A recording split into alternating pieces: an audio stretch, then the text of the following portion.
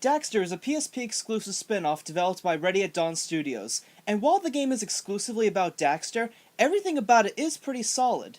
The game starts shortly after Jack and Daxter's arrival to Haven City, and we find out what Daxter has been up to during those 2 years he was trying to break Jack out of prison. Bar hopping, apparently. He is then met by an old man named Osmo who runs an extermination company that's about to go out of business. Through a bit of confusion, Daxter accepts Osmo's job offer, and from there he is assigned to exterminate metalhead bugs in construction sites, bars, the Haven City port, and so forth. Along the way, he meets a small cast of decent characters such as a tough woman named Taryn, Osmo's laid-back son named Zyman, and the metalhead bug leader named Caden. Between missions, you get to walk around Haven City, but sadly the main building is the only place worth a damn. Through the collection of precursor orbs, you can unlock these fun minigames from Daxter's bed, which are based off famous films such as The Matrix and Lord of the Rings. In combat, Daxter uses an electric fly swatter as his main melee attack, and it can be chained together into a combo attack as well. He also receives a sprayer with 3 different attachments, and you can also use it to hover short distances. The variety of enemies is pretty limited, but there are a few boss battles to keep things interesting. There are a few vehicle segments, and they honestly control a little bit better this time. One thing that I never really got the hang of is that there's another mini-game involving bug combat, where you use metal bugs to fight each other once you collect bug cages and files in the game world. Also, the overall soundtrack is actually pretty good. It adds to the environment and isn't that forgettable.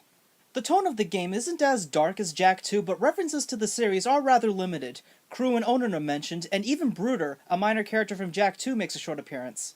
While the gameplay was never brutally unfair, I do have a few problems with it. The controls feel very floaty at times, the game often lags, and several sound effects and help desk voices are delayed by a few seconds. Like previous Jak games, the only real replay value is collecting the precursor orbs, which unlock fun behind-the-scenes stuff. The placement of these orbs are more fairly distributed this time, so you won't have much trouble finding most of them with a guide. In terms of how this game still holds up, I'd say that it's still a good time. I never thought anything looked too dated. The game is visually pleasing, and a lot of effort clearly went into its level design. I will say this, despite its technical limitations and gameplay changes, Daxter is a must-own for your PSP collection. Oh yeah, let's see what's on the tube tonight. Boring, boring. Seen it. Rerun. Hated it. Boring. I was up for that part. Whoa! Sorry, ladies. I didn't know Crimson girls took showers. Jack! I'm coming for you, buddy!